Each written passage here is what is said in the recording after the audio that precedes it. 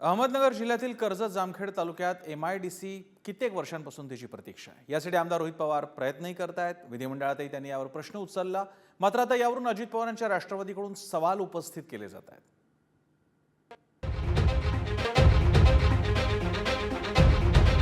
जे बिझनेसमॅन आहेत त्यांना त्याचा लाभ मिळणार आहे। कोण उमेश पाटील? नगर जिल्ह्यातल्या कर्जत जामखेड मधील प्रस्तावित MIDC वरून पुन्हा एकदा रान पेटलाय। आपल्या मतदारसंघात MIDC व्हावी यासाठी आमदार रोहित पवारांनी नेटा लावलाय। मौजे पाटेगाव आणि खंडाळा या गावात यासाठी जमीन संपादित करण्यात येणार आहे। मात्र यावरून राष्ट्रवादीचे प्रवक्ते उमेश पाटलांनी आमदार रोहित पवारांवर निशाणा साधलाय। या पाटेगाव आणि खंडाळा येथील MIDC मुळे काही धनाड्यांना फायदा होणार असल्याचा आरोप उमेश पाटलांनी केलाय। शेतकऱ्यांकडून कवडी मोल दराने ज्या व्यापाऱ्यांनी ज्या उद्योगपतींनी तिथं जमिनी खरेदी केल्या आणि आता संपादन झाल्यानंतर मोबदला जो मिळणार आहे तो मूळ शेतकऱ्यांना मिळणार नाही, तर नवीन तयार झालेले उद्योगपती व्यावसायिक खातेदार जे आहेत, जे बिझनेसमॅन आहेत त्यांना त्याचा लाभ मिळणार आहे। त्यांच्या फायद्यासाठी MIDC त्या ठिकाणी झाली पाहिजे याच्याकरता म्हणून आग्रह धरला जातोय का, याच्या संदर्भातला निश्चितपणे खुलासा झाला पाहिजे। कोण उमेश पाटील? कोण? अजित पवार गट माहित नाही। कोणी एखाद्या अभ्यासू व्यक्तीने जर कॉमेंट केले असते तर उत्तर दिलं असतं। कर्जत जामखेडमध्ये MIDC व्हावी ही मागणी तशीच जुनीच आहे। याच अनुषंगाने आमदार रोहित पवार हा मुद्दा वेळोवेळी उचलून धरतायत। गेल्या वर्षी पावसाळी अधिवेशनात विधिमंडळ परिसरातील छत्रपती शिवाजी महाराजांच्या पुतळ्याजवळ रोहित पवारांनी उपोषण देखील केलं होतं।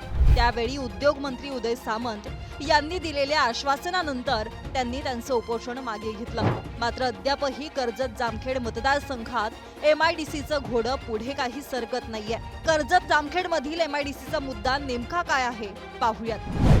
कर्जत जामखेड मतदारसंघात MIDC स्थापन व्हावी यासाठी आमदार रोहित पवार आग्रही आहेत। 2019 मध्ये मवियाच्या काळात पहिल्याच अधिवेशनात MIDCचा मुद्दा रोहित पवारांनी उपस्थित केला होता। त्याच पार्श्वभूमीवर MIDC साठी कर्जत जामखेड तालुक्यात सर्वेक्षण करण्यात आलं। MIDC साठी कर्जत तालुक्यातील मौजे पाटेगाव आणि खंडाळा येथील जागा निश्चित करण्यात आली। मौजे पाटेगाव खंडाळा येथील 1200 एकर जमीन संपादित करण्यात येणार आहे। पाटेगाव खंडाळा येथे MIDC सुरू करण्यास 14 जुलै 2022 रोजी उच्चाधिकार समितीच्या बैठकीत मान्यता मिळाली। मात्र मान्यता असताना अद्यापही MIDC बाबत अधिसूचना जारी करण्यात आलेली नाही। आंतरराष्ट्रीय गुन्हेगार नीरव मोदी याची सुद्धा या भागामध्ये जे क्षेत्र संपादन केलं जाणार आहे तिथं त्याची जमीन आहे। एक नव्हे तर 4 त्याची खाती त्या ठिकाणी आहेत। आणि मग नीरव मोदीला मोठ्या प्रमाणावर मोबदला मिळवून देण्याच्या करता कर्जत जामखेडच्या लोकांनी रोहित पवारांना निवडून दिले का?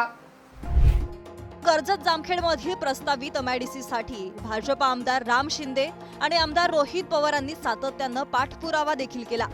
याच MIDC वरून या दोन्ही नेत्यांमध्ये सातत्यानं वाद उफाळून येत असतो।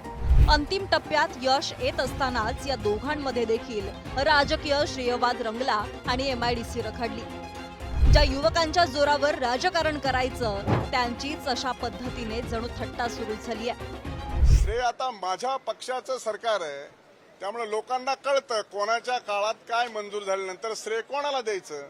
त्यामुळे त्यांच्या काळात झालं नाही हे त्यांचं अपयश आहे। आता माझ्या काळात जर MIDC मंजूर झाली तर ते माझं यश आहे। अनेक सकारात्मक निर्णय घेण्याची जरूरत आहे। आम्ही जी MIDC फायनल केली त्या MIDC वर राम शिंदेचा फोटो लावा आणि ती तुम्ही मंजूर करा, त्यालाच क्रेडिट घेऊ द्या, पण गरिबाचं नुकसान करू नका, एवढीच विनंती इथं मी या सरकारला तिथं करतो। कर्जत जामखेड हा भाग आवर्षण प्रवण क्षेत्रात येतो।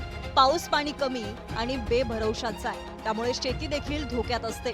परिणामी त्यामुळे स्थलांतराशिवाय पर्याय राहत नाही। त्यामुळे कर्जत जामखेड मध्ये MIDC सुरू होणार का? दुष्काळी पट्टा म्हणून गणल्या जाणाऱ्या या भागातील तरुणांना हक्काचा रोजगार कधी मिळणार? नेत्यांच्या श्रेयवादात कर्जत जामखेड मधील युवकांची फरफट अशीच सुरू राहणार का? हे प्रश्न वर्षानुवर्ष कायम आहेत। मुंबईहून निखिल चव्हाण, नगरहून उमर सय्यदसह सूरज बोरावके, पुढारी न्यूज।